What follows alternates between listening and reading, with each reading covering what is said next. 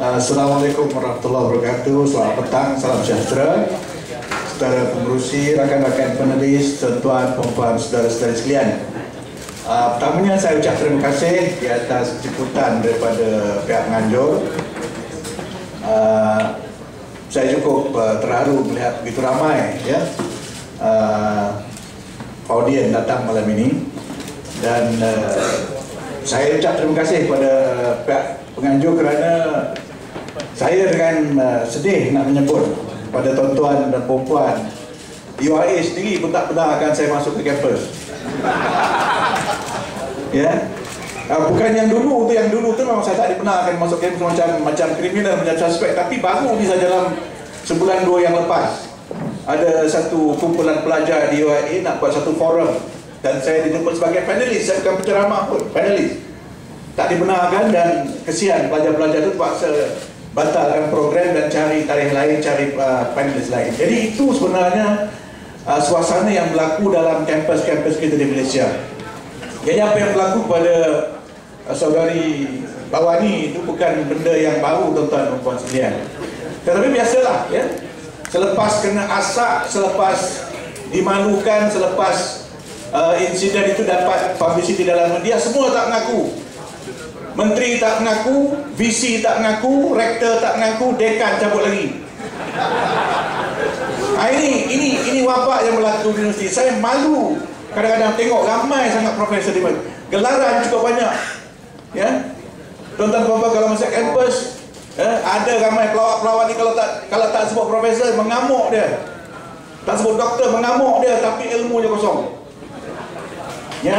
Tuan-tuan dan puan-puan sekalian, ini yang berlaku. Tadi kita tengok video, bukan main hebat, bukan main berani lagi dia bercakap, tapi bila dihadapkan, dijemput untuk bercakap dalam forum terbuka, tak berani, takut. Ini yang jadi masalah.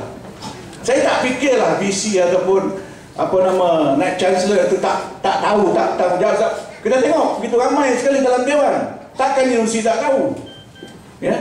Di universiti ni sekarang ni dia tahu segala aktiviti yang dianjurkan oleh pelajar-pelajar, dia tahu. Jadi tak mungkin universiti tak tahu, sebab itu yang kita nampak, itu yang disebut oleh pihak universiti, kita tak tahu.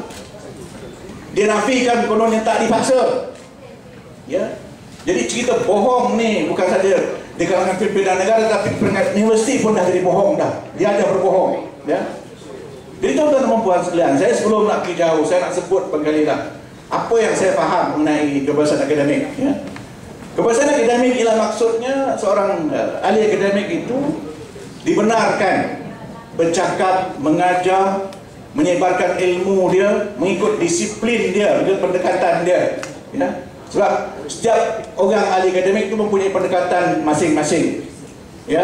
Saya sebagai umpamanya seorang mengajar undang-undang perlembagaan, saya ada pendekatan saya, orang lain ada pendekatan dia.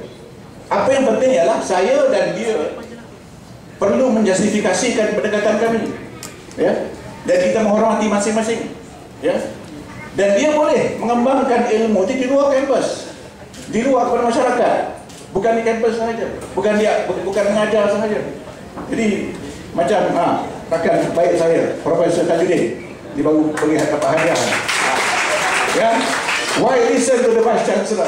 Ini pun walaupun mungkin bukan bidang pengkhususan beliau, tetapi sebagai orang universiti, seorang profesor, seorang mahaguru, seorang ilmuwan, dia berhak dan mungkin bertanggungjawab untuk mengeluarkan pendapat mengapa seorang ahli akademik tidak harus menjadi pak turut dan mengikut pendapat universiti saja. Dan dia boleh membuat teori dia. Satu lagi buku beliau yang memberi hadiah kepada saya ini, Architecture, Society and Nation Building, Multiculturalism, Demokrasi dan Islam. Jadi bagaimana ilmu itu, bidang itu dikaitkan dengan benda-benda lain. Jadi sepatutnya dalam sebuah universiti yang ada ataupun yang academic freedom ataupun kebebasan akademik itu subur, ilmu itu dikaitkan dengan dunia luar. Jadi sekarang ni, tuan-tuan dan puan, kalau tuan-tuan masuk ke universiti, pensyarah-pensyarah ini kerjanya dia recycle note saja. Yang biasa masuk universiti untuk college tahu lah. Kadang not pelajar dia, not student dia yang dia ambil tu. Sebab itu dia tak boleh dengar benda lain. Sebab itu profesor ataupun asosiat ataupun bicara, dia tak boleh dengar benda. Sebab kalau dia dengar benda lain, dia cakap pelajar dia bagi benda lain dalam skrip, dalam exam, dia tak boleh nak mark, dia tak sebab yang dia tahu nota busuk, nota kuning itu je. Day in day out, year in year out, itu saja yang dibacanya. Kadang-kadang budak-budak ni dia mesti pandai dia tunggu, dia fotokopi dah daripada senior, dia tunggu dia. Masuk je sama, sebiji dia baca je, jadi dictation class. Ini berlaku di universiti. Sebab itu sekarang kita dengar macam-macam. Orang tak layak jadi profesor, orang tak layak dapat PhD, dan macam-macam lagi. Ini yang berlaku. Jadi kalau dah profesor dia macam itu, tuan-tuan boleh bayangkan macam mana kualiti pelajar dia. Ini yang berlaku di situ. You listen. Itu tak ada masalah, kan? Kalau kita nak bercakap, nak orang dengar, memang listen. Tapi sebenarnya yang lebih parah itu listen itu ialah dia tak mau dengar cakap orang, dia tak mau dengar pandangan orang lain. Dia nak dengar cakap dia saja. Dia nak dia saja yang bercakap. Sebab dia tak boleh compute apa yang orang lain cakap. Ini yang jadi masalah. Sebab itu universiti kita dalam ranking dunia di bawah. Dia pergilah ke Amsterdam, dia pergilah ke Geneva, dapat pingat emas ke benda, dia duduk hotel 5 bintang, habis universiti nak dapat tu, bukan dalam jurnal yang nak dicari, tetapi berapa award dia dapat. Lepas tu visi dia mengampu, jumpa dengan menteri pengajian tinggi, nak extend, sambung lagi kontrak, nak jadi VC lah, TNC lah, macam-macam lagi. Ini yang berlaku sekarang. Dan universiti makin banyak di Malaysia. Tak tahu perlu ke tidak. Itu masalahnya. Sebab itu kadang saya rasa lucu juga. Dia bagi warning pada pelajar-pelajar ini. Dia ingat apa universiti ini. Masalah itulah. Dah banyak sekarang universiti. Sekarang universiti cari pelajar. Universiti cari student sekarang. Sebab kalau tak ada pelajar, PT-PT yang tak masuk. Tapi tak sedar ini, visi-visi ini. Jadi itu dia. Keputusan akademik, saya rasa daripada apa yang saya nampak di universiti, tak begitu ada yang berani, yang bercakap dengan nada yang lain, akan dapatlah macam-macam surat amaran. Dan dia tak akan dipertimbangkan untuk jadi dekan, timbalan dekan sebagainya. Bukan soal kita. Tetapi kita ini dilihat sebagai orang yang tak dikehendaki dalam universiti. Itu yang jadi masalahnya. Kita tak dapat research grant, kita tak dapat ruang untuk bercakap. Kita dianggap sebagai subversif dan sebagainya. Dan akhirnya kita ditekan supaya meninggalkan universiti. Jadi sekarang universiti pun penyakit macam dalam PTD pun dah ada juga. Berebut nak jadi datuk, berebut Datuk Seri. Sekarang berebut nak jadi Profesor Ulung pula. Profesor Ulung. Tajudin. Jadi ini yang berlaku. Kebebasan asasi ataupun hak asasi. Daripada segi dalam perlembagaan kita tak ada disebut hak untuk academic freedom itu. Jadi kita bolehlah barangkali masukkan apa yang kita sebagai academic freedom itu, sama juga seperti press freedom dalam freedom of speech and expression dalam artikel 10, artikel 10 Perlembagaan Persekutuan. Tetapi malangnya tidak ada perlindungan. Sebab apa? Kita masih tertakluk pada Akta Hasutan. Kalau kita menulis benda-benda yang barangkali dianggap menghasut, kita boleh disiasat di bawah Akta Hasutan. Jadi kalau tuan-tuan nak rasa, saya boleh cerita sikit lah. Polis datang rumah saya, dia periksa bilik tidur saya, dia ambil laptop saya, digeledah pejabat saya tak dibenarkan masuk ke universiti dan sebagainya. Jadi memang susah lah, memang sedih, memang rasa. Dan orang semua takut dengan kita, nak datang nak bercakap dengan kita pun takut. Jadi kita sudah dianggap sebagai persona non grata, orang yang tak dikehendaki di tempat kita sendiri. Jadi tidak ada perlindungan, walaupun saya katakan tadi academic freedom itu mungkin boleh dimasukkan di bawah freedom of speech and expression, tetapi jaminannya tak ada.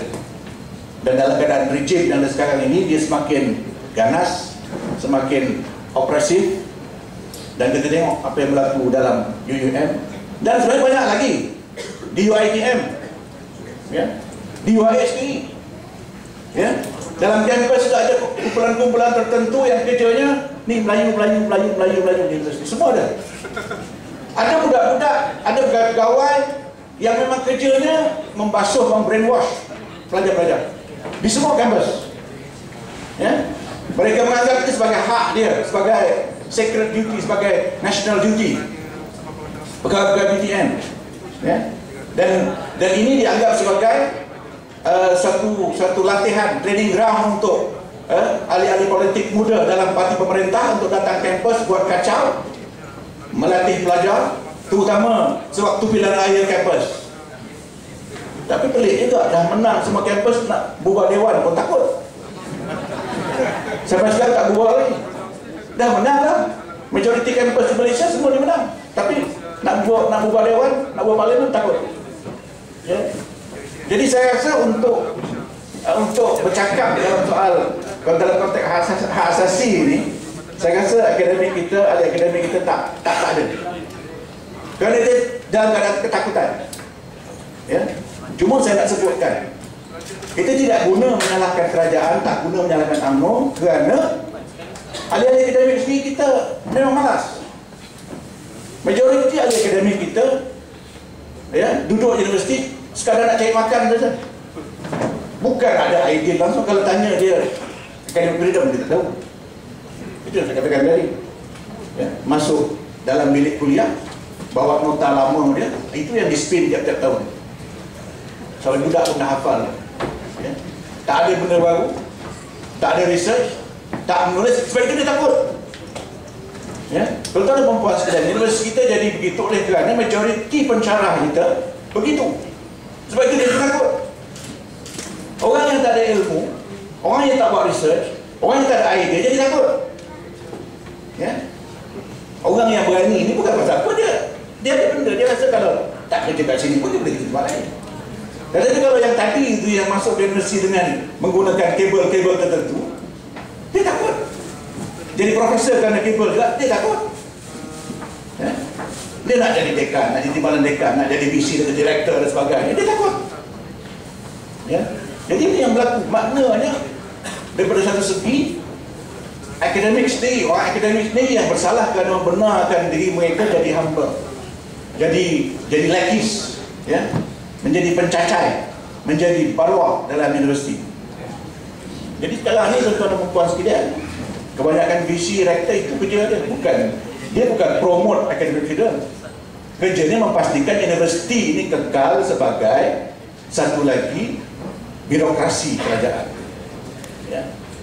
Dia akan beritahu profesor-profesor, dekan-dekan supaya patuh dengan kerajaan. Ya. Dan tuan-tuan tengoklah dalam minggu-minggu menghadapi pilihan raya ini, makin banyak research yang mengatakan bahawa BN akan menang besar. Itu research yang kita tengok. Research yang lain dia tak akan keluarkan, tak berani keluarkan. Itu yang kita tengok. Tapi itu tidak menguntungkan UMNO pun. Bukan? UMNO tak takut juga. Walaupun profesor-profesor dia mengatakan kamu akan menang besar, lagi dia takut. Ini yang kita lucu, yang kita pelik. Jadi inilah senario yang berlaku di pengurusi. Saya fikir itu sajalah input daripada saya.